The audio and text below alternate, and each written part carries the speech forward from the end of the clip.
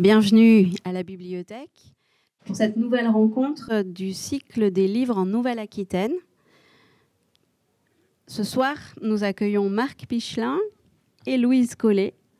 Marc Pichelin qui est là pour deux raisons. Donc, vous savez que le cycle des livres en Nouvelle-Aquitaine présente les éditeurs de la région et leurs auteurs. Et Marc Pichelin est là avec une double casquette, en fait, d'auteur et d'éditeur pour vous rencontrer ce soir.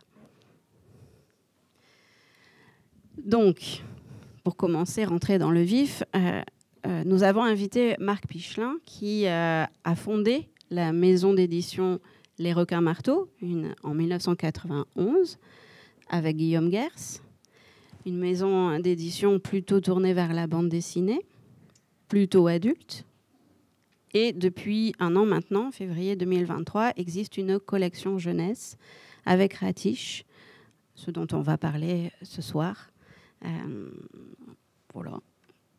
Donc votre curriculum est très riche. Vous êtes auteur, vous êtes éditeur, vous êtes musicien, vous êtes également... vous développez des spectacles, vous travaillez pour le spectacle vivant. Vous animez ou vous créez des résidences de création, des résidences d'auteurs. Donc c'est très très riche. Mais ça va faire beaucoup de questions. Mais on va d'abord commencer par Ratiche et la collection Poche Pocket aux éditions Les Requins-Marteaux donc. C'est une collection dont le concept est de confier à un auteur l'ensemble de l'album. Un auteur-scénariste. Un auteur-scénariste, pardon. Voilà, l'ensemble de l'album, des histoires. Dans le premier opus, il y a 3 histoires qui se complètent les unes les autres et qui sont interrompues, si on peut dire, par des rubriques de jeux, des réclames et toutes sortes de blagues, oui, que vous pourrez découvrir à la lecture de l'album. Et vous, donc, en tant qu'auteur scénariste, vous avez invité plusieurs dessinateurs à participer et à dessiner les différentes rubriques de cet album poche que vous pouvez voir ici. Voilà, donc je vous laisse présenter la suite. D'accord, merci. En fait, pour parler de cette collection Poche Pocket et de ce qu'est Ratiche particulièrement, on ne peut pas ne pas évoquer l'histoire des Requins-Marteaux, en fait. Parce que c'est vraiment une collection qui s'inscrit complètement dans l'ADN des Requins-Marteaux. C'est-à-dire qu'il y a vraiment une maison d'édition qui s'est créée, donc, comme vous l'avez dit, en 91 avec Guillaume Gers, Bernard Catteau et moi-même, qui étions des très jeunes auteurs à l'époque, basés à Albi, venant du fanzina déjà, avec toute une pratique du journal amateur. Et à un moment donné, on a eu besoin de créer une structure qui n'était pas vraiment une structure éditoriale au départ, mais qui était une structure réunissant des jeunes créateurs qui avaient envie un peu pas de s'autoproduire parce qu'on ne disait pas ça, mais qui avaient envie de prendre en charge ses propres réalisations et de gérer tout de A jusqu'à Z. Il se trouve que pour faire un peu d'histoire, on était en fait dans les premières structures éditoriales de ce qu'on appelle la nouvelle bande dessinée, ou ce qu'on appelle le phénomène des labels indépendants à l'époque. Les premiers parce que un an avant nous, s'est créée l'association. Donc en 90, juste après Cornelius, et puis des structures après comme Six Pieds Sous Terre, Ego Comics, etc. sont arrivés dans le courant des années 90. On faisait vraiment partie de ces premiers petites dizaines de maisons d'édition à émerger. Voilà, et à commencer à des maisons d'édition qui avaient la particularité d'être des maisons d'édition dirigées et contrôlées par des auteurs, et donc qui avaient envie à la fois de faire une nouvelle bande dessinée, enfin de faire une bande dessinée différemment, et en même temps de produire autrement la bande dessinée. Voilà. Et donc du coup, quand je dis ça fait partie de l'ADN des Requins-Marteaux, c'est en fait déjà, on a souvent travaillé en collectif. C'est-à-dire que le Requin-Marteau, au tout départ, était vraiment un projet collectif. C'est des auteurs qui se sont réunissaient à Albi, certains qui habitaient là, d'autres qui venaient travailler avec nous. Et l'idée, c'était de faire des choses ensemble. Voilà. Et ça, c'est vraiment un esprit qu'on avait en fait du fanzina, où dans un fanzine, on fait plein de choses ensemble. Et puis les Requin-Marteau ont commencé à produire des livres, des petits livres, donc des projets plutôt individuels. Et puis très vite, on a eu envie de revenir à des projets collectifs. Et donc, on a fait plusieurs choses en fait. Dans ces années-là, on a d'abord créé une collection de comics comme ça, qui étaient vraiment des collections qui étaient imitées des comics américains, mais évidemment, mais aussi des comics américains qui étaient ce qu'on appelle les comics d'auteurs, qu'on appelait des comics d'auteurs, dont on connaît le travail par Chris Ware notamment, ou Dan Cloves, qui vient d'être récompensé à Angoulême pour son dernier bouquin. Mais il faut savoir que ces auteurs ont commencé dans des revues de ce type-là. Donc c'est vraiment dans les revues de comics américains, mais inspirés évidemment par Crumb, Shelton, etc. Donc c'est ce qu'on appelle la contre-culture américaine. C'est créé donc des maisons d'édition comme Fantagraphics, Draw et Quarterly, etc., qui ont publié des auteurs sans qu'ils fassent forcément du super-héros. Voilà. Par exemple, Dan Cloves, c'est un auteur qui a publié un comics comme ça qui s'appelle 8 Ball. Et qui, pendant des années, il a publié son petit comics comme ça, où il faisait ses petites histoires dedans. Et après, les albums qu'on connaît de lui aujourd'hui sont des albums qui sont arrivés bien plus tard. Voilà. Et nous, quand on était jeunes, voilà, dans la fin des années 80, début des années 90, à côté d'Albi, il y a une petite ville qui s'appelle Toulouse. Et à Toulouse, il y avait un magasin de comics, voilà, d'import de comics. Ça existait à l'époque. Et il y en avait à Toulouse, il y en avait à Paris, etc. Et donc, on allait fouiller dans ces magasins-là et on allait chercher donc, ces comics, ces comics d'auteurs indépendants, souvent. Voilà. Et on s'est forgé à la fois une culture de la bande dessinée américaine, j'allais dire dissidente, mais en tout cas en parallèle de la bande dessinée mainstream. Et on a eu envie de créer une collection de comics français, évidemment, et avec tous les auteurs de Requin-Marteau qui sont mis chacun à faire des petits livrets comme ça. Alors ça avait l'avantage d'être des choses pas trop chères à publier, donc ça permettait de lancer de jeunes auteurs sans se lancer dans des livres qui étaient forcément plus chers, et donc en même temps on faisait des choses de 20 pages, 30 pages, donc plus sans se lancer dans des projets qui nous prennent 2 ans, parce que les jeunes auteurs souvent sont des gens qui n'ont pas encore un style bien défini ou qui peuvent évoluer, donc on arrivait souvent avec des bouquins où entre la première page et la dernière il y avait des distorsions graphiques, voilà. Ça permettait de faire un petit machin, puis un tome 2, puis un tome 3. Donc le style peut évoluer, le travail narratif peut aussi s'apprendre, et ça permettait aussi de créer les personnages aussi. Ça, c'est vraiment, on va y revenir par rapport à Ratiche, parce nous on est vraiment les Requin-Marteau, vraiment une structure et un groupe d'artistes qui se sont pas empêchés et qui n'ont pas renié la question de l'auteur de la bande dessinée populaire.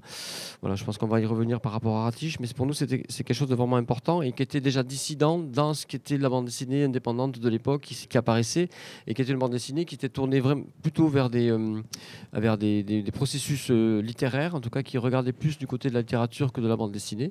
Et on pense à l'association évidemment avec toute la question de l'autobiographie, du récit intime, alors que nous on n'est pas du tout parti là-dedans. Voilà. Et en tout cas, ces comics, ça me permettait aussi de travailler à plusieurs, parce que voilà, il y en avait un qui faisait un dessin pour une pub, un autre qui faisait des fois l'autre faisait la couverture du machin. Enfin voilà, c'est un projet qui a été assez stimulant, et on en a fait beaucoup. Voilà, c'était des choses qui étaient faciles à faire, donc on en faisait plein. Chaque auteur avait un peu son titre. Moi, j'avais commencé à lancer ce titre-là avec Guillaume Gers, avec qui j'ai commencé à travailler très tôt. Et en fait, au bout de quelques années, donc les Requin-Marteau ont été créés en 91, et en 96, en fait, on a sorti le Journal Ferraille. Voilà, Journal Ferraille. C'est le premier numéro, ça. Donc septembre, qu'est-ce qui se passe? Ça ferme? On se croirait dans un aéroport, c'est génial. Et en fait, on revient à un projet collectif tel qu'on le menait dans les fanzines. Parce qu'on avait envie de travailler ensemble. Voilà. Alors on a créé plein de choses ensemble avec les Requins Marteaux, enfin, le groupe qui existait à l'époque. On faisait pas mal d'expositions aussi collectives, qui n'étaient pas forcément des expos où on prenait des planches des uns des autres et qu'on mettait au mur, mais qui étaient vraiment des créations collectives. Voilà, où il y en avait un qui avait un scénario et puis confiait des dessins à différentes personnes et ça créait donc des expositions originales. Voilà. Donc on a mené plein d'aventures collectives et donc à un moment donné on s'est dit il faut qu'on revienne à un journal. Voilà. En plus bon, c'est l'époque où il y avait plus de journaux ou très peu de journaux en kiosque. Donc on décide de sortir notre journal et de le sortir en kiosque. Voilà. Donc le journal Ferraille est un journal vraiment dans le premier sens du terme. C'est vraiment dans les types de périodiques qu'on avait dans les années 40, 50, après-guerre. Voilà, des journaux pas chers. Voilà, et encore une fois, un travail sur le héros. Sur le personnage en tout cas, avec donc Monsieur Pabot qui était donc un personnage récurrent de Pierre Dory et Fred Andrieux à l'époque. Et donc en fait on a fait le journal Ferraille comme si c'était le journal de Mickey, avec Monsieur Pabot étant un personnage principal. Et après, de cet univers-là, se développent d'autres séries autour des mêmes personnages. Voilà. Donc on confiait déjà des personnages de sa série à d'autres auteurs qui pouvaient développer en parallèle les trucs. Donc j'ai construit mon Ferraille comme un journal de Mickey. Sauf qu'évidemment, c'est un journal de Mickey des années 90, un peu plus punk, quoi. Avec les graphismes de cette époque-là, donc des choses qui venaient vraiment du rock, en tout cas du graph-zine, de ces esthétiques-là. Mais je l'ai vraiment pensé comme un projet éditorial particulier et pas comme une réunion en fait, de projets d'auteurs qui auraient besoin d'être publiés ou de montrer leur truc. Donc chaque auteur avait en charge soit une partie de ce que Dory et Andrieux développaient par rapport à Monsieur Pabot, soit un récit de genre. Donc il y en avait un qui s'occupait de le travail de BD science-fiction, l'autre BD de un western, ou alors polar, etc. Voilà. Et donc du coup on a créé Ferraille vraiment comme une espèce de journal un journal de genre, enfin de BD de genre, c'était un peu l'idée au départ, et de se dire, comment dans les années 90, on ne part pas simplement en étant auteur de BD nouvelles bandes dessinées, comme on disait, en faisant simplement un travail autobiographique ou un travail intimiste ou ce genre de choses, mais comment on revient en fait à nos lectures d'enfants, qui est donc la bande dessinée populaire, quoi, qui était la bande dessinée qu'on trouvait dans le journal de Mickey, évidemment, mais le journal de Pif Gadget, et puis après, donc, tous les fumetti dont on parlera tout à l'heure. En fait, on s'est dit, il y a une sorte de poubelle de la bande dessinée. C'est pour ça que ça s'appelle Ferraille. Hein. Ferraille, c'est à la fois un hommage à Métal Hurlant, évidemment, mais c'est aussi un titre que j'avais choisi parce que c'est vraiment l'idée d'aller fouiller dans les poubelles de la bande dessinée. Et il y a toute une bande dessinée populaire qui est en fait oubliée, qui a été évacuée, dont on ne parle jamais. Et en fait, c'est une bande dessinée qui nous a vraiment inspiré quand on était gamin, parce qu'on lisait que ça. Il n'y avait pas d'album, en tout cas, on n'avait pas les moyens de se payer ça. Il y avait des fois le Tintin à Noël, mais c'était cette politique d'album qu'on a aujourd'hui et qui est quasiment exclusive, qui a gommé tout ce qui était les périodiques. En fait, à l'époque, nous, la bande dessinée, on le découvrait vraiment dans les journaux. Voilà. Et donc, on avait envie de rendre hommage un petit peu à cette bande dessinée, pas parce qu'elle était que qualitative, même si elle l'était, mais c'est parce qu'en fait, elle était nourrissante, en fait. Et donc, on s'est dit comment réactiver l'idée du personnage, le concept de personnage, et comment en faire autre chose que ce qu'était le personnage de héros et de la bande dessinée de genre tel qu'on l'avait lu quand on était gamin. Voilà. Et donc, Ferraille a vécu pendant plus de 10 ans. Il y a eu plusieurs formules. Donc ça, c'est vraiment la première. Journal à 10 francs. Il y a une formule un petit peu plus luxueuse comme ça. Donc on retrouve déjà le travail de Vince Luce qui a rejoint l'équipe des Requins au tout début. Voilà, qui a gommé le personnage de Monsieur Pabot pour en faire, pour lui créer le personnage de Monsieur Ferraille. Voilà, qui a connu des heures glorieuses. Et puis on a fini avec une dernière formule qui était une formule où on est parti sur un truc beaucoup plus luxueux parce que justement il y avait quelque chose à l'époque qui ne se faisait pas dans ce type de magazine. On a été un des premiers à faire ça. On s'est dit que la bande dessinée peut être aussi un objet un peu sinon de luxe, en tout cas un objet où on rend hommage aux auteurs en faisant un bel objet. Voilà, un truc qui tient la route et qui n'est pas un journal forcément à jeter. Voilà. Et donc, en fait, tout ça pour dire que les requins-marteaux, aujourd'hui, c'est une structure qui a, je sais pas, un catalogue riche de quelques centaines de titres, qui a développé des tas de directions différentes, mais dans son origine et dans son ADN, on a vraiment cette question de la collection, de la bande dessinée populaire, de la bande dessinée de personnages, de la bande dessinée de genre aussi. Et on trouve qu'à l'intérieur de tout ça, il y a des choses intéressantes. Voilà. Et en tout cas, c'est la façon dont les auteurs s'emparent de ces questions-là qui va rendre le genre intéressant, et c'est pas l'inverse. Voilà. Et c'est ça qu'on a trouvé intéressant de réactiver et de voir comment, au fur et à mesure de notre histoire, on se réinvente des projets qui permettent à la fois de réactiver cette histoire de la bande dessinée populaire et de pouvoir travailler en collectif. Voilà. Alors entre deux, on a créé la collection BDQ, qu'on a animée pendant une dizaine d'années, qui était déjà aussi une tentative de réactiver ce qu'étaient les collections érotiques Elvie France, hein, voilà, qui sont vraiment inspirées de ces fascicules de gare, et avec l'idée de confier à des auteurs contemporains cette question de l'érotisme, de la pornographie, et de voir comment ça pouvait créer des œuvres d'auteurs importants, contemporains, etc., et en réactivant cette question de la bande dessinée qui était une bande dessinée vraiment jetable, quoi, qui était vraiment voilà, pas très glorieuse parfois. Dans BDQ, il y a un tome, un album, un auteur. C'est toujours comme ça. Hein. C'est comme ça. Mais alors, après, dans BDQ, il y a toujours des auteurs qui viennent compléter le travail de l'auteur. Voilà. C'est-à-dire que c'est vraiment un album, pour le coup, parce que c'est vraiment comme ça qu'on l'a pensé. Mais à l'intérieur de ça, il y a deux directeurs de collection qui sont vraiment des gens qui encore aujourd'hui, qui animent la collection. Voilà.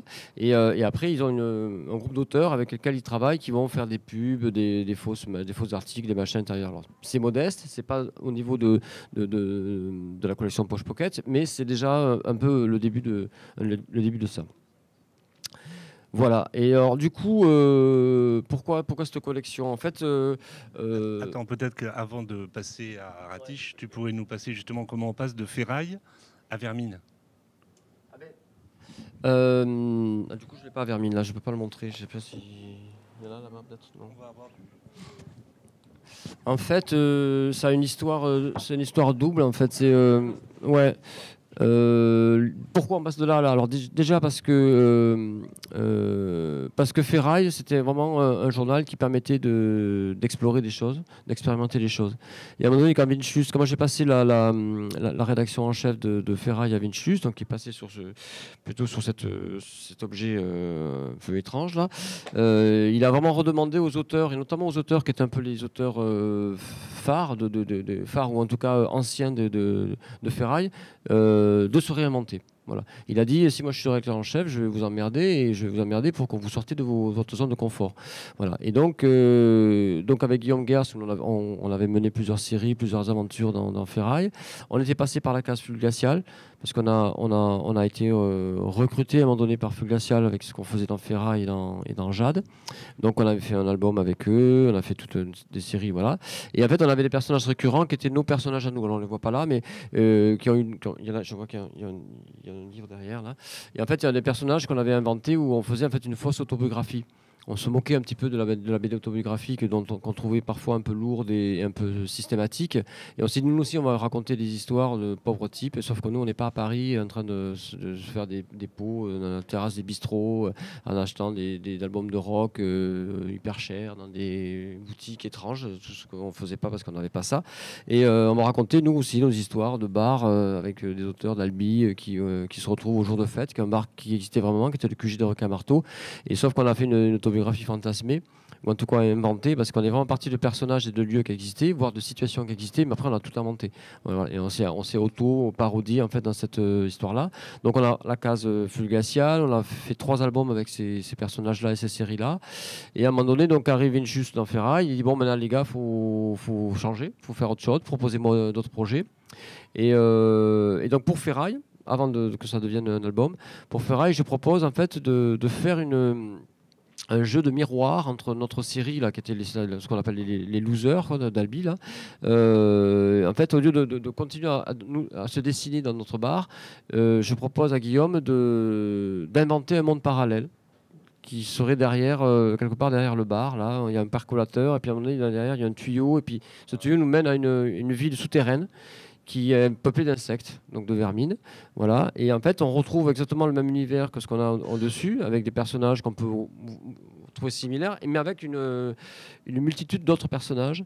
Parce qu'en fait, la question de l'autobiographie, même si elle est fantasmée dans le sens, on réinvente, on prend quand même appui sur des caractères de certaines personnes qui existent, voire de certaines situations qui existent vraiment. Et l'idée de ce qu'on voulait faire avec notre série, c'était de dénoncer, ou en tout cas de se moquer de petites villes de province avec leur système très d'entre-soi, où les artistes qui sont là sont très bien entre eux et qu'ils ne vont pas se mélanger trop à ce qui se passe autour du monde, et on est vite dans une espèce de microcosme un peu confortable, mais en même temps dans lequel on n'avance pas beaucoup, quoi. On se brasse pas beaucoup. Voilà. Et nous, avec le Requin Marteau, on a toujours essayé de secouer un peu ces microcosmes culturels pour essayer justement de faire venir un peu de sang neuf, essayer de mettre en place des événements culturels et artistiques différents, pour essayer justement de sortir de cette espèce de culture un peu classique. Voilà. Et donc du coup, il y a un moment donné, j'arrivais plus à aller assez loin dans ce que j'avais envie de raconter avec ces personnages-là, parce que ça pouvait toucher directement les gens, voir des situations qui existaient dans la ville. Donc du coup, j'ai inventé c'est l'histoire de l'anthropomorphisme, enfin de la BD animalière. Hein. C'est-à-dire qu'à un moment donné, on n'est jamais autant humain que quand on ressemble à une mouche, à un rat ou à je sais pas quoi. Mais ça permet de dire des choses sur l'être humain. Maus est l'exemple typique de ça, où on pourrait citer, enfin il y a pléthore de choses dans l'histoire de la bande dessinée qui ont travaillé là-dessus. Et donc on a juste repris ce principe donc, de la BD animalière pour pouvoir en fait se masquer et pouvoir raconter des choses qui sont beaucoup plus dures et qui vont beaucoup plus loin en fait dans ce qu'on dénonce en gros voilà de ces fonctionnements, de ces petits fonctionnements humains quoi nous on observait ces petits tacles, ces petites mesquineries, puis des fois des vraies méchancetés qu'on avait envie vraiment de raconter et de développer par rapport à ça. Voilà. Donc on s'est fait avoir avec l'histoire de Vincius qui nous dit dans Ferraille, maintenant les gars, faut y aller. Il proposait autre chose. Donc on prend cette série. Il dit ouais, super, vous avez un truc. Donc on a fait 2-3 épisodes dans Ferraille de cette série-là, et ça nous a donné envie de développer des récits beaucoup plus longs. Et surtout parce qu'on avait travaillé depuis qu'on a démarré à bosser sur des choses courtes, parce qu'on travaillait dans des revues, au début dans des fanzines, après dans des revues comme Flux Glacial, machin, etc. Et en fait, c'est toujours des récits courts qui nous sont proposés, parce que c'est des journaux qui ne travaillent que là-dessus. Et donc, on n'avait jamais travaillé sur des récits beaucoup plus longs. Et moi, j'en avais marre de me dire, ah ouais, j'ai 4 pages, il faut absolument que ça rentre dans 4 pages ou 6 pages, machin. À un moment donné, j'aimerais qu'on n'ait pas de limite. Voilà, et qu'on puisse rédiger quelque chose aussi loin qu'on veut, et qu'on puisse vraiment développer les choses sans contrainte, en gros. Voilà. Et donc ça a donné le premier numéro de Vermine qui fait une 100aine de pages, et puis ça donne un deuxième numéro et ça va donner un troisième, parce qu'en fait on a ouvert une espèce de boîte de Pandore qui fait que chaque personnage peut potentiellement devenir principal et développer sa propre histoire. Parce que juste pour terminer par rapport à Vermine, c'est une BD aussi à contrainte, même si je me libère la contrainte de la pagination. C'est qu'en fait, il y a une contrainte en fait de stylistique, c'est-à-dire qu'il n'y a pas d'ellipse dans Vermine. C'est-à-dire que les personnages... l'histoire s'arrête jamais, elle est en continu. Il n'y a pas de moment où on s'arrête et puis c'est 3 jours après. C'est tout en continu. Et la deuxième contrainte, c'est qu'il n'y a pas de personnage principal. C'est-à-dire que tous les personnages sont potentiellement principaux, peuvent devenir principaux à un moment donné. Et donc il se passe l'histoire de relais en relais comme ça. Voilà. Donc il peut y avoir 2 personnages qui se croisent. Il y en a un qui était vraiment en train de... On suit un personnage, et puis il y en a un qui passe par là, puis du coup c'est lui qui prend le relais. Voilà. Et donc la difficulté, dans le dessin notamment, c'est de voir comment on fait ces passages de relais sans que ce soit trop artificiel pour le lecteur. Et en même temps, comment on développe, donc dans chaque album, on développe, je ne sais pas combien, une dizaine de personnages qui, à chaque fois, ont une histoire principale qui doit être assez forte pour tenir le lead, quoi. Et en même temps, il faut retomber sur ses passes à la fin. Il faut qu'on ait quand même résolu toutes les histoires qui sont développées en parallèle. Donc, c'est une espèce de casse-tête complètement dingue et assez réjouissant, parce que ça permet vraiment de s'amuser avec des systèmes, voilà, des systèmes narratifs, des systèmes, bref, c'est vraiment pour nous une exploration assez jouissive. Voilà ce que je veux dire pour ça. Je ne m'attendais pas à parler de ferraille, mais de vermine, mais c'est... Et juste avant Ratiche, vous êtes passé de Vermine à Vermisseau. Ouais, alors après, on a eu, quand on a fini le premier numéro de Vermine... Ah.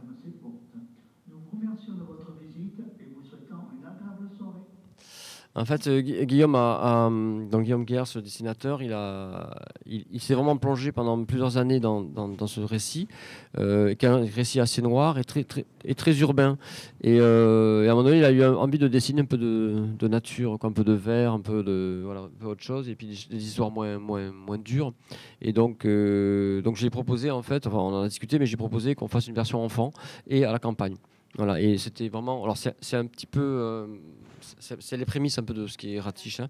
Et en fait, on s'est amusé à inventer un autre univers de vermine qu'on appelait Vermisseau, et pour les enfants. Et en fait, c'est une série qui est parue dans Spirou, le journal Spirou.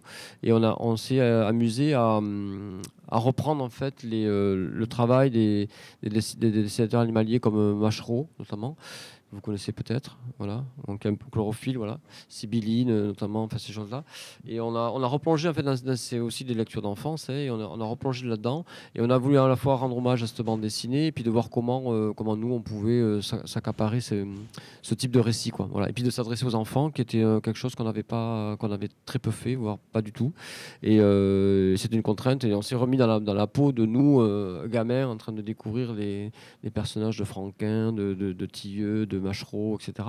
Et de voir comment nous, adultes, on se raccapare un petit peu cette tradition-là, et comment on la conduit, on la poursuit, ou on la transforme, quoi. Voilà. Et donc on a travaillé là-dessus. Et c'était super intéressant à faire. Et là, on est revenu à des histoires courtes, parce que c'était aussi Spirou, donc il faut une histoire courte. Voilà. Mais c'était assez plaisant à développer. Et puis après, on a fait le livre Requin-Marteau. Et c'est déjà le prémisse d'une histoire, d'une collection pour enfants, parce qu'on n'a pas jamais fait de livre pour enfants au Requin-Marteau, mais c'est vrai qu'on n'a pas eu de collection jeunesse, et on n'est pas repéré pour ça. On avait fait les premiers livres de Lucie Durbiano, qui c'était pas des livres pour enfants, c'était déjà plutôt ado, jeune adulte, mais voilà. Et on avait fait un livre de Parondo, je vois qu'il est derrière, là, le ni plus ni moins, qui lui était plutôt un auteur enfant. Donc voilà. On avait fait quelques petites tentatives comme ça. On a eu une collection à un moment donné qu'on a tenté, mais c'était une collection à l'intérieur des Requins-Marteaux, sans qu'elle soit dirigée par les Requins-Marteaux. Collection Artichaut, on a fait quelques titres, mais la collection s'est vite autonomisée et partie des requins. Et donc avec cette expérience-là, j'avais envie de me dire, tiens, ça pourrait être intéressant d'avoir quand même une vraie collection de livres pour enfants, et de le faire dans la tradition des Requins-Marteaux. Voilà, donc c'est comme ça qu'on est arrivé à la collection de livres de poche. Nous voici donc à Ratiche. Ah, exactement. Alors là, il faut nous expliquer le passage. Ouais. Tout simplement. Alors le passage, il est vraiment lié à tout ce qu'on vient de raconter, mais pas que. Parce qu'en fait, il y a aussi ça, qui est le voltigeur. Alors en préambule, vous disiez que j'étais aussi, dans mes multiples casquettes, aussi organisateur de résidences d'artistes. Donc ça, c'est quelque chose auquel je tiens beaucoup. En fait, moi, j'ai fondé les Requins-Marteaux dans les années 90, et en même temps, j'ai fondé une maison qui était une maison d'édition phonographique, qui est devenue une compagnie de création musicale et musique contemporaine, on va dire, voilà, et création sonore, qui s'appelle Oui Dire, voilà, et qui a continué à faire aussi du disque, voilà, mais qui a développé tout un travail de relation à la création musicale, photographique, vidéaste, etc., dans une relation réelle. Voilà. Alors, on ne dit pas forcément documentaire, mais en tout cas, c'est dans des styles documentaires. Et moi, j'ai beaucoup développé de projets où la question du réel est les moteurs de la création artistique. Voilà. Donc, on part d'un contexte, on part d'une situation, et c'est dans la relation avec cette situation qu'on a envie de faire une prise de son, composer une musique avec, écrire un livre, écrire un texte, faire une photo, je sais pas quoi, voir tout mélanger, faire des spectacles, etc. Voilà. Donc, moi, je travaille là-dessus depuis maintenant 25 ans. Et il y a 8 ans, j'ai créé une résidence d'artistes chez moi, où j'habite, donc à Périgueux, dans les quartiers de Chamiers, qui est une petite ville à côté de Périgueux. Donc il y a une grosse cité HLM, qui est la cité Jacqueline Auriol, dans laquelle depuis 8 ans, j'invite des artistes à venir me rejoindre et à travailler avec moi et avec les habitants qui vivent là. Voilà. Donc aujourd'hui, il y a une trentaine d'artistes qui travaillent sur ce projet régulièrement. Voilà. La semaine dernière, on avait je pense, 6-7 personnes qui étaient là. La semaine prochaine, il y a toute l'équipe de Ratiche qui va venir travailler sur le prochain tome. Et donc, on crée des temps de travail comme ça qui sont à la fois collectifs et à la fois liés vraiment à la vie du quartier. On a créé un lieu qui est à la fois un lieu qui s'appelle le Cockpit, qui est un lieu à la fois d'atelier pour les artistes, mais aussi un lieu qu'on appelle un espace culturel de proximité, puisqu'il il est situé au rez-de-chaussée d'une barre HLM. Et donc, c'est un lieu dans lequel on fait des expos, on fait des petits concerts, des spectacles, des rencontres. Voilà. Et il est ouvert donc aux habitants du quartier tout le temps. Voilà. Et donc du coup, de ces résidences sont nées plusieurs aventures, des expos qu'on a créées, des livres. Moi, je n'ai pas mené là, mais on a aussi publié des livres d'artistes qui ont créé des choses avec les habitants, machin. On a fait des spectacles, on a aussi toute une part d'ateliers pédagogiques qu'on travaille avec les enfants ou autres. Et puis on a créé un journal qui s'appelle Le Voltigeur, voilà, qui est un journal où le collectif, donc c'est tous les artistes qui sont invités dans la résidence, qui sont invités à participer à ce journal-là. Voilà. Et donc ce journal, c'est un journal à la fois dans son aspect qui est documentaire, parce qu'il y a vraiment des choses qu'on raconte sur la vie du quartier, mais on s'est inventé aussi des personnages, et il y a aussi de la fiction. Mais la fiction est toujours inspirée de la réalité. Voilà, là on retrouve Besseron qui a fait un travail documentaire sur le camp américain. Ce camp américain, c'est un camp américain qui était là après la guerre, jusqu'à les années 60, et qui a aujourd'hui un terrain vague à côté du quartier de 5 hectares et où il ne se passe rien. Et donc il a fait un travail où il est allé redécouvrir l'histoire de ce camp américain. Voilà, on a une poétesse qui est Marion Renaud qui a fait tout un texte sur la disparition de bâtiments qui a été démoli. Voilà, avec un travail de Placide qui a fait un boulot de peinture, voilà, qui va avec le travail d'écriture. Voilà. Et là, moi, j'ai créé dans ce personnage, qui est le personnage de Super Annie. Donc, c'est une héroïne, donc dans la tradition des super-héros.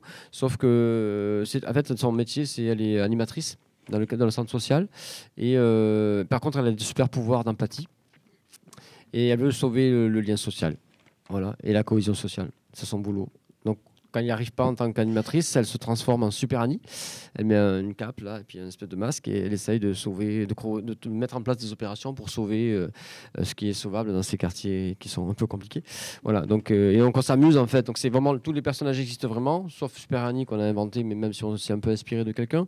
Et les situations existent, mais on invente une histoire à partir de ça, et on confie donc le dessin. Là, c'est Guillaume Gers, mais après il y a des rebondissements avec Bertoyas qui prend une partie du truc, avec Troups, voilà, ça c'est le travail de Bertoyas, toujours Guillaume Gers, il y a Troups aussi qui intervient là-dedans, enfin voilà. Et on s'amuse comme ça à inventer, voilà, et on alterne avec des choses qui sont plus documentaires. Ça c'est vraiment un travail de l'Olmed qui a fait un travail sur la démolition d'un bâtiment aussi, et qui est allé observer ça, et qui a fait une bande dessinée de 2 pages comme ça, très graphique.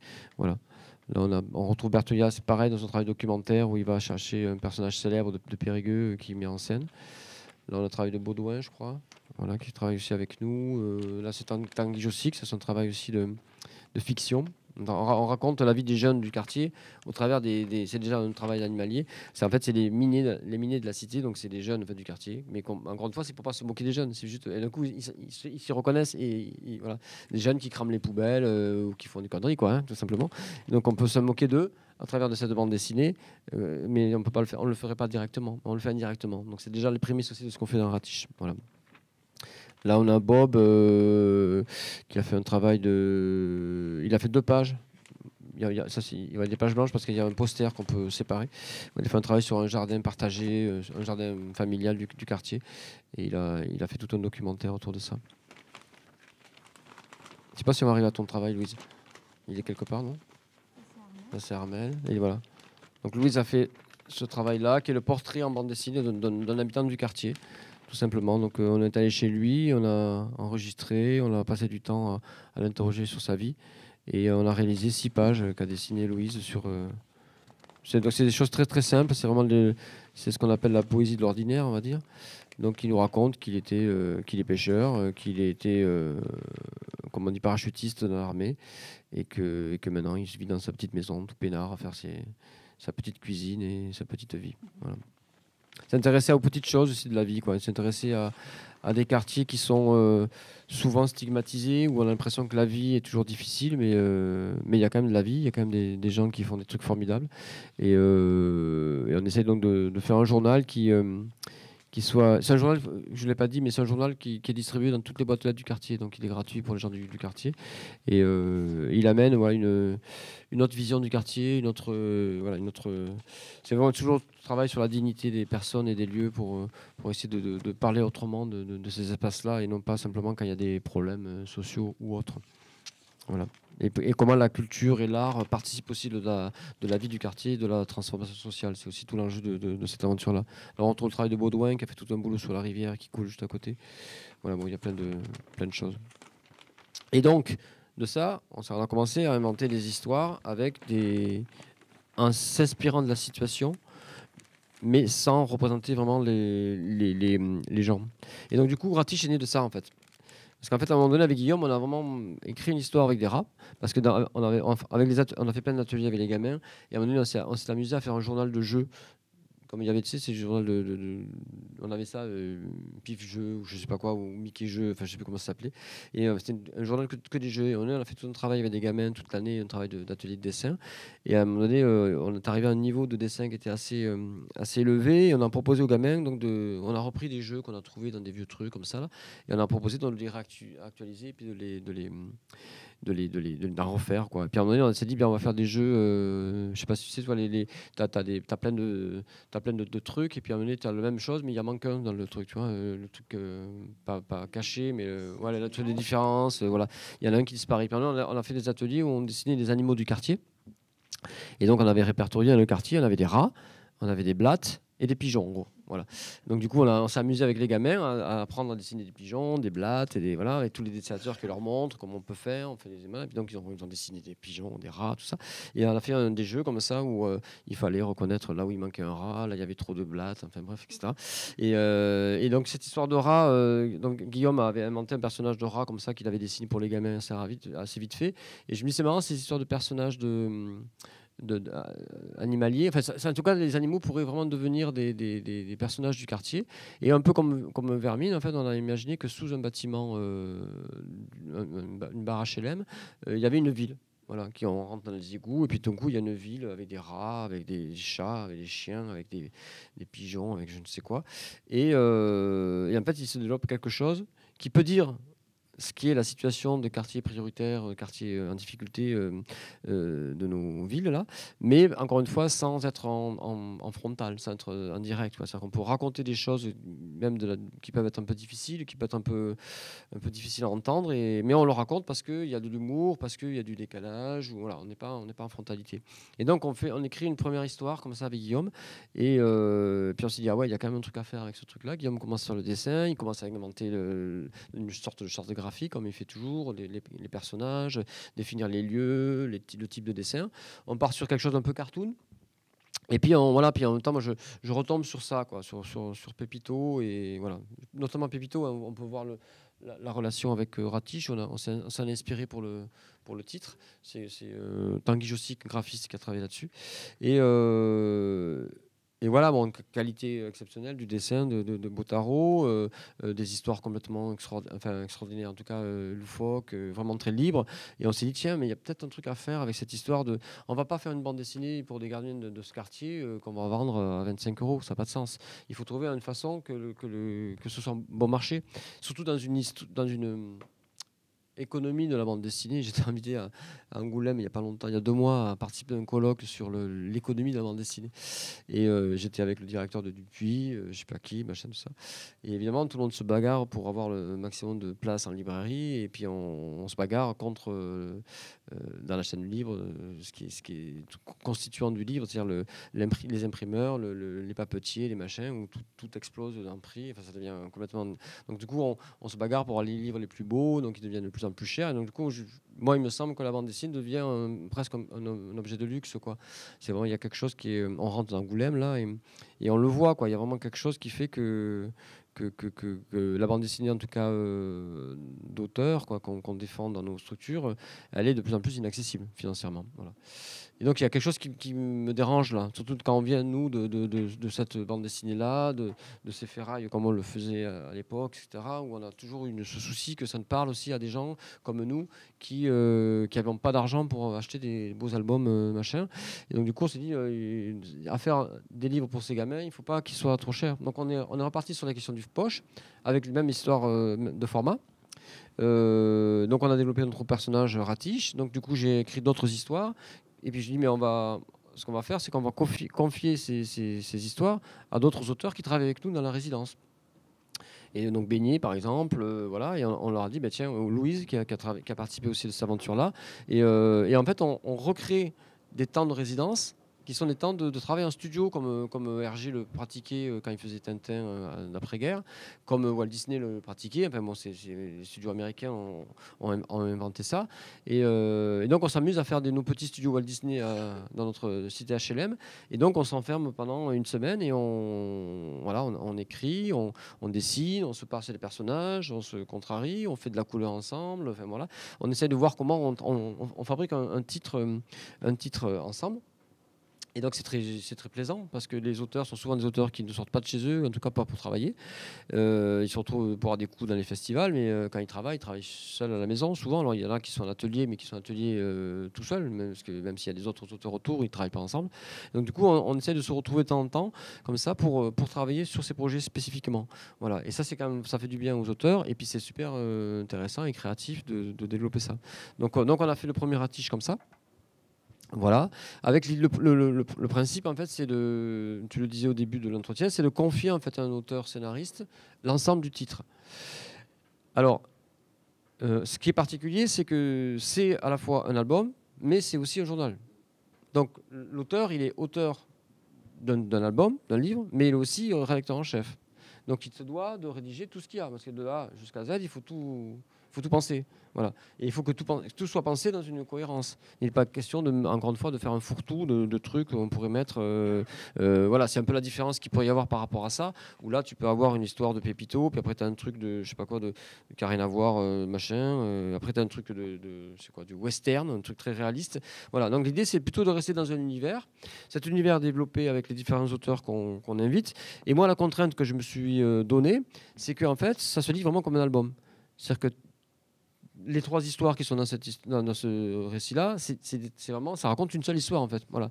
Et je vais jusqu'à ce que les rubriques, quand je fais, je sais plus quoi, la vie des animaux, des histoires comme ça de planches, de gags, pigeons, machin, et elles sont toutes en lien avec l'histoire elle-même. Donc soit elles complètent, soit elles viennent rajouter un petit truc qui n'a pas été dit, soit ça reprend un personnage qui voilà.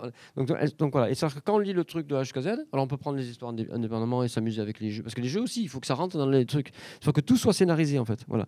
Et c'est là où ça devient vachement intéressant. C'est que du coup, c'est un jeu de l'esprit et c'est un jeu de la relation avec les auteurs. Parce qu'à un moment donné, j'ai dit à l'auteur, tiens là, il me faudrait que tu fasses un petit jeu pour ça, parce que par rapport à ton histoire, il s'est passé ça. Et donc ce serait marrant de rajouter ce gag, machin. Voilà. Donc on travaille tout ça comme ça. Et c'est là où ça devient un vrai travail de création, et pas simplement un travail de reproduction ou d'imitation de ce qu'étaient ces fumetti-là.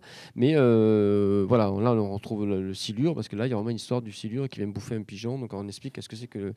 On a créé une rubrique et les animaux les poissons de nos rivières, et on fait un texte sur le silure. Voilà. Et à chaque fois, on s'amuse avec tout ça, avec des gags et autres. Donc voilà, c'est ça qui est le principe de cette collection. Le tome 2 donc, vient de sortir, là, il est en librairie depuis la semaine dernière. Il a été présenté à Angoulême la semaine d'avant. Et pareil, c'est la même contrainte. Et en plus, donc, du coup, on se crée un personnage qui est Ratiche, évidemment. On a beaucoup hésité, mais on s'est dit qu'en fait, ce qui est intéressant, c'est d'avoir le personnage comme Pépito, comme Tartine. Voilà, pas forcément... parce qu'il existait aussi des fumettiers, enfin des fascicules comme ça, où c'était pas forcément le... Voilà, là, il y a marqué Totem, mais Totem, c'est pas le nom d'un personnage. Voilà. totem, on ne sait pas trop ce que c'est. Là, il y a Panache, ça c'était connu, Panache, c'était vraiment des trucs de BD de guerre. Voilà, il y avait on lisait beaucoup ça. Il y avait Rapace, je me souviens quand on était jeunes, etc. Donc c'est vraiment, il peut y avoir des personnages récurrents, mais c'est pas tourné autour d'un personnage. C'est plutôt la question du genre.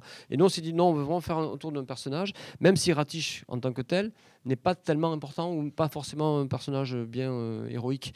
Et là, j'ai piqué à Walt Disney en fait, parce que j'ai relu les Mickey, parce que Walt Disney n'a jamais dessiné Mickey, il n'a même pas inventé, c'est Boerks qui a inventé ça, et c'est Gottfredson qui l'a dessiné toute sa vie. Et donc, je ne sais pas quel éditeur, je pense que c'est Glénat ou Delcourt, réédite tous les Gottfredson, et on a les premiers Mickey en fait. Et Mickey, en fait, au début, n'est pas du tout un personnage sympathique. C'est une espèce de bouseux dans une espèce de ville au fin fond de, je sais pas où, du Texas, machin. Et il fait que des conneries. En fait, c'est vraiment un personnage qui est pas du tout. C'est pas le petit personnage qui a été après édulcoré. Voilà, il est hyper speed. Il peut faire des mauvaises blagues. Enfin, voilà. Et donc, voilà, j'avais envie que ce soit pour enfants, mais pas dans une bande dessinée enfant comme on trouve beaucoup aujourd'hui, qui est très édulcorée, qui est très avec un dessin très très rond, des gros yeux. Et puis tout le monde est gentil, tout le monde est machin, et puis quand il y a un mec qui est méchant, finalement méchant, enfin, bon, ce genre de truc. Et je voulais envie que ça suinte un petit peu le quartier, quoi, qu'on soit quand même dans cet univers-là. Et je pense qu'on va aller de plus en plus vers des histoires sociales où il y a vraiment des. Donc par exemple, ils sont pauvres. C'est des gens qui sont pauvres, donc ils montent des magouilles pour essayer de gagner un peu d'argent. Voilà. Et ça, dans les premiers Mickey, on a vraiment ces trucs-là. Voilà, il y a vraiment où les pieds de liclés, par exemple, dans la tradition française, où c'est des clochards, en fait. Hein, et les gens s'amusaient, en fait, d'histoires de clochards. C'est quand même aujourd'hui, personne ne fait ça. Ça serait complètement étonnant. Et aujourd'hui, les personnages sont dans une espèce de bourgeoisie un peu tranquille. Voilà. Et c'est intéressant de remettre un peu de prolétariat dans cette histoire-là. Et nous, on vient vraiment de cette histoire-là, qui on est déjà en tant que groupe Rock à Marteau, mais aussi par rapport à ce qu'on a lu et ce qui nous a porté culturellement. Et donc, on a une bande dessinée aussi populaire parce que ça parle aussi de personnages qui sont pas forcément très riches. Et voilà. Et donc, Ratiche, on a pensé qu'il fallait qu'on ait un personnage un peu comme Safar, même s'il n'est pas un héros bien brillant. Et en fait, ça nous permet de développer tout un tas de personnages. Parce que dans les histoires, donc chaque épisode, c'est un personnage qui est le héros. Voilà, c'est ce qu'on retrouve un peu par rapport à Vermine, mais ce sont vraiment des épisodes. On a Mitch le renard, on a Furax le furet, voilà, on a Bajou là, qui arrive dans le tome 2, qui est un hamster complètement horripilant et bavard. Voilà, et chacun a un caractère, il a un potentiel narratif, et on s'amuse. Et comme on dit, c'est lui qui a l'épisode principal, parce que c'est par rapport à ça, on a quelque chose à dire de spécial, et c'est lui qui va le porter. C'est pas Ratiche. Voilà. Et on pourrait même avoir des Ratiches sans avoir le personnage de Ratiche, où il peut devenir complètement secondaire, ce qui n'est pas un problème en soi, quoi. Voilà. Et donc, du coup, ça nous permet parce qu'on part sans plan établi, et ça nous permet d'aller vers cette direction. Donc là, on a 2 tomes. Le 3e tome est rédigé. Là, on est en train de démarrer le dessin. La semaine prochaine, on s'y met. Et il y a des nouveaux personnages qui apparaissent. Et puis, chaque personnage peut développer quelque chose, voire même devenir personnage d'un titre à part entière. C'est-à-dire qu'on peut avoir Bourricot, qui est un personnage du truc, qui fait Bourricot poche. Voilà, on peut. L'idée, c'est d'ouvrir le truc le plus largement possible et d'essayer de voir où est-ce que ça nous entraîne. Voilà, comment ça fourmille cette histoire-là, et comment ça nous, en fonction des thématiques ou des sujets qu'on a envie de traiter, comment on chemine là-dedans. Là aussi, les histoires, elles peuvent s'inspirer des résidences ou de ce que vous faites avec les. Ouais. Par exemple, dans le premier épisode, je sais pas où c'est ça. C'est le premier, ça, oui. Dans le premier, cette histoire de pigeon, en fait, c'est on peut expliquer le truc. Pourquoi ça s'appelle Le Voltigeur, le journal. Pourquoi on a créé un festival qui s'appelle Looping. Pourquoi notre lieu culturel s'appelle le Cockpit. Et pourquoi la cité s'appelle Jacqueline Loriol. Jacqueline Loriol, comme tout le monde sait, c'était une aviatrice célèbre dans les années 50-60, qui était une des premières aviatrices à être comment on dit ça, pilote d'essai. Elle a piloté le Concorde, elle a battu je ne sais pas combien de records de vitesse, etc., etc. Et en fait, ils ont donné le nom de cette fameuse aviatrice à notre quartier, parce qu'en fait, avant d'être un quartier, c'était un terrain d'aviation. Voilà. Mais personne ne le sait. Voilà. C'est-à-dire que le premier terrain d'aviation qu'on a eu en Dordogne a été créé donc à la fin du 19e siècle jusqu'en 1934. C'était à Chamiers, c'était là. Voilà. C'était un terrain plat à côté de la rivière. Il n'y avait rien, il y avait assez de place pour faire un terrain d'aviation. Donc nous, on a repris cette thématique de l'aviation pour ressortir un peu ces histoires du sol. Là. Et après le déménagement de l'aéroport, c'est devenu comment on appelle ça, un hippodrome. Voilà. Il y avait des courses de chevaux là. Voilà. Il y a des gens qui se souviennent quand ils étaient tout petits qu'il y avait des trucs avec les chevaux, il y avait des espèces d'estrades où les gens, voilà, et il y avait des box où les chevaux, voilà, très bizarre. Personne ne sait ça aujourd'hui. Enfin moi, là, juste à côté de Périgueux, il y avait un hippodrome qui était là. Voilà. Et en fait, du coup, on a l'histoire de Ratiche qu'on a inventé là dans cette histoire-là, dans ce thème-là. C'est en fait, nous on n'a pas fait l'hippodrome, on a fait le pigeodrome. Hein, c'est-à-dire que en fait, ils font des courses de pigeons. Voilà. Et donc en hommage directement au truc. Donc en fait, c'est une façon aussi de dessiner la cité et puis de la voir un peu de haut. Parce que du coup, on a toute la course de pigeons qui traverse tous les bâtiments de la cité qu'on connaît bien aujourd'hui. Voilà. Donc ça, c'est un clin d'œil, on va dire, parce qu'on peut le savoir et ça c'est drôle. On peut ne pas le savoir et ça ne change rien. C'est l'histoire du pigeodrome qui est drôle, qui est marrante. Voilà. Et là, c'est vraiment la cité, quoi. Guillaume a vraiment dessiné la cité de Chamiers. C'est ça, avec ses bâtiments. Et les gens reconnaissent, quoi. Ils reconnaissent même leur maison et tout ça. Donc c'est marrant. Voilà. Donc ça s'inspire déjà dans les lieux. Ça s'inspire dans certains personnages qu'on peut retrouver dans la vie du quartier, notamment un caïd. C'est le nom d'un personnage qui est le tenancier d'un kebab, quoi. Voilà. Et en fait, ça s'inspire de Saïd, qui était vraiment c'est lui qui tenait l'épicerie du quartier avec son kebab et machin. Voilà. Et donc c'est un hommage à Saïd, qui est devenu caïd et qui est un personnage assez extraordinaire dans le quartier. Voilà. Voilà, on s'amuse à des clins d'œil comme ça. Et après, on va vraiment s'amuser à traiter de sujets qui vont pas être forcément très drôles, mais qu'on va essayer de détourner, notamment les questions de migration, où il y a des choses qui m'intéressent de développer autour de ça. La question dans le tome 2, c'est la question un peu du deal ou de ces trucs-là. Donc, c'est amusé avec ça, où on a inventé un trafic d'herbes à chat, parce qu'on a plein de chats dans la cité, donc ils trafiquent des herbes à chat. Donc, il y a toute une histoire autour de ça. Donc voilà, et puis après il y a des histoires aussi plus champêtres, parce que nous on a un quartier qui est aussi un peu à la campagne, parce qu'on est proche de la rivière, il y a ce grand camp américain qui est avec rien, juste de l'herbe, et puis voilà, puis on a des bords de rivière qui sont très beaux, donc on invente aussi des personnages qui sont un peu ruraux, voilà, on mélange aussi ces deux choses. Et après, la collection Bosch Pocket, c'est pas dédié que à Ratiche, parce que l'idée, c'est de confier. Donc moi, comme j'ai proposé cette collection en tant que responsable des Requins Marteaux, l'idée, c'était de montrer l'exemple. Voilà, j'ai dit, on va s'y coller avec Guillaume, on va créer le premier titre, voir un peu comment ça peut fonctionner, voir un peu les principes. Est-ce qu'on les conserve tels quels ou est-ce qu'on les fait bouger en fonction des auteurs? Et après, on va démarcher des auteurs qui nous intéressent ou des gens des auteurs ou des autrices qui sont potentiellement en fait intéressés par ce type d'aventure. Et donc, avec l'idée aussi vraiment qu'on a eu avec Vincius, c'est quand même de remettre du scénario et du récit. Parce qu'on est beaucoup sur une bande dessinée aujourd'hui qui a exploré des systèmes narratifs très différents, très complexes. Des choses très oniriques, par exemple, voilà, très dégagées d'une certaine réalité parfois, ou des fois très justement dans le reportage, machin. Et puis bon, on trouve que parfois, c'est un peu au détriment du scénario. C'est-à-dire qu'il y a des... Voilà, il y a peut-être... On peut aussi mettre en avant la question de la qualité de l'écriture et de l'histoire. Voilà, c'est des choses qu'on discute beaucoup avec des auteurs comme Émile Bravo, par exemple, qui sont assez proches de nous et qui est proche artistiquement dans ce qu'il propose. C'est l'idée d'avoir une bande dessinée qui peut s'inspirer d'une bande dessinée classique, mais en même temps qui peut la renouveler. Et ce qui fait que ça tient, les récits du Derzo ou de Franquin, c'est quand même vraiment la question du récit aussi. C'est qu'il y a vraiment des récits qu'on peut relire et relire et on redécouvre toujours des choses à l'intérieur de ça. Regardez un Astérix scénarisé par Goscinny, on peut le relire 10 fois, j'ai l'impression qu'on le redécouvre.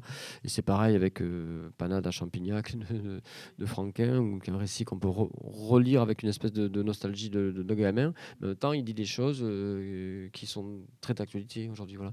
Donc c'est ça qui nous intéresse, en fait, c'est de voir comment on refait une bande dessinée pour enfants un peu classique, mais qui a toujours cette double lecture. qui peut parler aux adultes parce qu'il y a des clins d'œil, et qui peut parler aux enfants parce qu'il y a un récit qui l'entraîne dans une aventure. Voilà. Et ça paraît simple et classique de dire ça, mais enfin, c'est vraiment difficile à faire. Et en tout cas, c'est intéressant avec notre histoire, notre contemporanéité, si ça se dit, de réinvestir un peu ces champs-là. Voilà. Et donc de mettre l'accent sur la qualité de l'écriture et du récit. Voilà. Donc on va solliciter des auteurs qui ont dans leur pratique un goût pour ça, quoi. Voilà. C'est pas simplement faire de la bande dessinée pour faire de la bande dessinée ou du beau dessin ou de je ne sais quoi, mais aussi revenir à des choses qui sont plutôt bien racontées, quoi. Comme votre rencontre avec Louise, peut-être. Voilà, par exemple. Déjà, je lui passe la parole parce que j'ai bien assez parlé. Bah non, mais pour moi, je suis un peu le contre-exemple de la troupe, parce que moi, c'est la première fois que je fais de la bande dessinée vraiment. En tout cas avec des personnages et dans un univers fictionnel. Moi, je viens plutôt du dessin d'observation et du travail sur le réel. Après, j'avais l'habitude de travailler avec les auteurs qui viennent travailler au cockpit sur Ratiche, donc je les ai côtoyés un moment. Et en fait, j'ai trouvé ça intéressant de pouvoir s'emparer de l'univers d'un auteur effectivement, qui a ses personnages, son univers graphique, ses couleurs, sa palette, ses expressions, son humour, et d'essayer de se réapproprier tous ces outils et d'en faire quelque chose, de le déplacer un petit peu. Et moi, je découvre presque en même temps que la bande dessinée, tout cet univers d'où ça vient, donc Ferraille, voilà. Je travaille sur le comics à l'ancienne que moi j'ai pas lu du coup, et que je découvre maintenant, donc ça fait beaucoup de langage à intégrer et à digérer, et voilà, et c'est assez stimulant en fait comme exercice, je trouve, en tant que dessinateur, c'est stimulant de se frotter à des styles, des démarches vers lesquelles on n'irait pas forcément intuitivement. Oui, c'est exactement ça. Et en même temps, ce qui est intéressant, c'est pas de créer du mimétisme. C'est pas forcément que tout le monde se mette à dessiner comme Guillaume Gers ou récupère ses tics. C'est vraiment comment chacun s'empare de son univers et de son univers graphique et de comment il fait vivre ses personnages et ses décors. Et en fait, qu'est-ce que chaque auteur et autrice amène en fait. Comment amène et ouvre des portes. Toi, c'est vrai que c'est peut-être toi qui as ouvert les portes les plus lointaines de l'univers de Guillaume, dans le tome 2 en tout cas.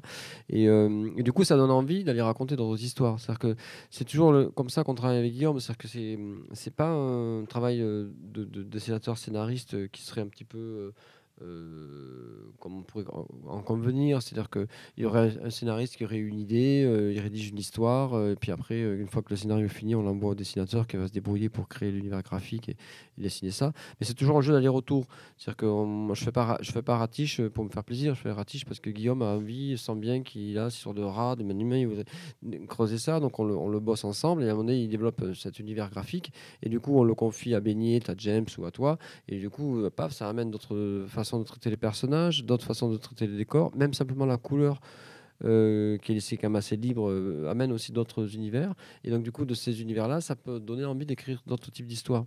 Et c'est ça qui est le jeu en fait de cette jeu un peu de, comme on dit, pas de Rubik's Cube, mais de trucs là qui a plusieurs Tetris, je sais pas comment faut dire, je suis pas joueur, moi je suis nul au jeu. Et voilà, en tout cas c'est ça qui est intéressant dans cette histoire là. Et là on démarre le tome 3, il y a en parallèle un autre titre qui est en train d'être réalisé, en train d'être fini, qui est rédigé par Beignet, qui est connu en librairie un peu, parce que lui, il a vraiment une série pour enfants qui marche pas trop mal, qui s'appelle Glouton, chez BD Kids. Voilà, donc il est déjà habitué, lui, à cet univers de... Enfin, il travaille beaucoup, il a déjà fait, je sais pas, 5-6 tomes en 3 ans, il travaille beaucoup là-dessus. Et il avait envie donc de faire un titre aussi... dans cette collection, Poche Pocket. Et lui, il n'est pas parti sur l'histoire d'un personnage, machin. Il est vraiment parti plutôt dans cette idée-là. Lui, il fait une sorte de bande dessinée fantastique. Ça va s'appeler Fantomix, son titre. Et c'est du fantastique burlesque. Voilà, donc c'est plein de monstres, de machins, mais c'est drôle en même temps. Et il s'inspire de plein de petites légendes, de machins, et qu'il remet au goût du jour. Il a écrit 7 épisodes. Donc il en a décidé un, et le premier, et puis après il a confié, pareil, il a constitué une équipe, et avec son équipe, il va réaliser ce titre qui est presque fini maintenant. Voilà. Et puis il y a Mathieu Sapin qui a fait une proposition aussi. Voilà. Donc ça intéresse aussi des auteurs qui ont une carrière. Bon, Mathieu Sapin, c'est particulier parce qu'il a fait son premier livre au Requin-Marteau, quand même, faut pas l'oublier, avec Super Murgeman. Il a été repéré avec ce travail-là, et donc il a toujours été très proche de moi et de l'équipe des Requins, parce qu'on lui a permis de démarrer sa carrière et d'être repéré assez vite. Et en même temps, même la carrière qu'il a développée avec Dargaud et tous les éditeurs avec qui il a bossé, il est toujours resté proche de nous. C'est-à-dire il a refait des livres au Requin-Marteau. Voilà, c'est un auteur qui est à la fois un auteur ancré voilà, dans l'univers de la bande dessinée, mais qui est aussi, il sait qu'il vient de là, il sait qu'il vient des éditeurs indépendants, et il a toujours à cœur d'y revenir. Voilà. Et puis il a fait beaucoup de bandes dessinées dites de reportages, de bandes dessinées documentaires. Il a un petit peu délaissé son travail de bande dessinée de fiction, et il a envie d'y revenir en fait. Voilà. Et donc là il se dit tiens, ça c'est vraiment, quand j'ai proposé le truc, il m'a dit voilà, là, il a eu toutes les étoiles dans les yeux, il m'a dit oui, c'est vraiment ça qu'il faut que je fasse, et puis la contrainte de travailler avec d'autres aussi, et d'écrire pour d'autres, alors que c'est un seul titre, c'est quelque chose qui le stimule bien. Donc en tout cas, ce qu'on fait au Requin-Marteau, c'est que on remplace l'argent qu'on n'a pas par des espèces de stimuli comme ça, artistiques. C'est-à-dire que c'était comme déjà le cas avec Ferraille, ou sur des comics, ou je sais pas quelle collection, ou même BDQ, etc. C'est qu'on peut pas mettre un gros chèque sur la table pour s'acheter des auteurs, parce qu'on n'a pas les moyens, tout simplement. On vend pas assez, et puis on n'a pas un catalogue qui nous. Enfin, en même temps, on peut pas faire de la bande dessinée comme on le fait, souvent expérimental, ou souvent avec des jeunes auteurs qui sont encore pas connus, et puis ils gagnent beaucoup d'argent. Il y a un truc qui joue pas, bon voilà. Donc ça fait partie de notre histoire. Et donc du coup, on stimule les auteurs sur des projets artistiques. C'est-à-dire que c'est là où il n'y a pas d'argent, mais il y a aussi un intérêt pour quelque chose. Donc ils viennent travailler sur le truc parce que ça les excite, quoi. Voilà. Et ça marchait très bien avec Ferra, et ça marchait très bien avec BDQ. Et là, on va essayer de le faire fonctionner un petit peu avec ça. Même si c'est un travail qui est un peu plus compliqué, parce qu'il faut quand même s'y coller. Mais voilà, je sens qu'il y a quelques auteurs. Maintenant qu'on a sorti le 2e tome, il y a Fantomix qui va sortir bientôt. Voilà, on va pouvoir montrer ce travail-là. Et puis la collection, il faut qu'elle existe s'il y a des titres. S'il y a juste un titre ou deux, ça marche pas. Voilà, et puis après, nos amis libraires vont nous aider à développer ça. Donc en fait, voilà, c'est l'idée de. Et c'est particulier, et c'est ça aussi qui est compliqué, c'est qu'on est à contre-courant de ce qui est l'économie de la bande dessinée aujourd'hui, voilà, qui fait qu'on a des livres de plus en plus chers et de plus en plus luxueux, et nous on essaie de revenir à la bande dessinée la moins chère et la moins luxueuse. Donc alors je sais pas si on a un contre-temps ou si on est en avance, l'avenir nous le dira, mais en tout cas il y a un coup à jouer, voilà. Pas forcément économique, mais il y a un coup à jouer pour réintéresser aussi les gamins ou un autre public à la bande dessinée qui n'a pas forcément les moyens ou l'envie de dépenser beaucoup d'argent dans les livres. Combien de temps il faut pour faire un album ? Là, moi, il me faut 1 an, en fait. Un an, toujours. Et même s'il est tout petit, il faut 1 an. C'est pour ça, ouais, pour moi, il me faut 1 an. Parce qu'en fait, c'est pas. Évidemment, on pourrait croire que ça va plus vite parce qu'on travaille à plusieurs. Mais en fait, c'est quand même tellement de contraintes et tellement de. Enfin, je sais pas si vous avez le regardé un peu, mais tout est travaillé, quoi. C'est très précis, très minutieux. Voilà. Et donc, du coup, ça peut. Voilà, il y a un graphiste qui, une fois que le travail est fini, à qui on confie toute la maquette. Donc, il va travailler sur la question soit des trames, soit de la couleur du papier. Enfin, il va salir le papier, il y a tout un jeu comme ça donc ça prend du temps. Voilà, ça prend du temps. Donc en fait, j'ai l'impression on pourrait en sortir un tous les 3 mois, mais en fait, une fois non. Voilà, ça donne cette impression. Ouais, non, mais ce serait génial de pouvoir en faire un tous les 3 mois, et c'est ça que j'aimerais. Mais pour l'instant, ni dans l'économie, ni dans la réalisation, on y arrive. Puis Guillaume est un dessinateur qui est assez lent, donc de toute façon, il travaille pas vite. Voilà. Et puis il y a beaucoup d'auteurs qui sont, dans ce style-là, il y a des auteurs auteurs qui torchent pas ça vite fait, quoi. C'est difficile. Même s'il y en a qui arrivent à travailler quand même plus vite, mais c'est pas toujours le cas. Donc voilà, puis après on prend le temps. On se dit que là, tous les ans, s'il y a un ratiche qui sort, c'est bien. Après, j'ai d'autres trucs en parallèle. J'ai aussi un récit long qui va être une sorte de poche pocket, mais un peu plus grand, parce qu'il y avait les parades. Il y avait les pif parades, donc c'est le format un peu plus au-dessus. Voilà, donc on peut aussi s'amuser. J'aimerais bien aussi faire un journal que de jeux avec les personnages. Ça, c'est parce que l'histoire des jeux, il y en a quelques-uns dans le journal, mais dans l'album, mais il n'y en a pas beaucoup. Il y en a 5-6 à chaque fois, et j'ai l'impression qu'il y a quelque chose qu'on pourrait s'amuser plus avec ça. Donc voilà, il y a plein de pistes aussi, de plein de trucs. Et puis après, l'idée, c'est que s'il y a plusieurs titres et plusieurs auteurs qui travaillent dessus, il y a des livres qui sortiront régulièrement dans la collection, même si c'est pas un ratiche, c'est autre chose, quoi. Merci beaucoup Marc Pichelin, merci beaucoup Louise Collet.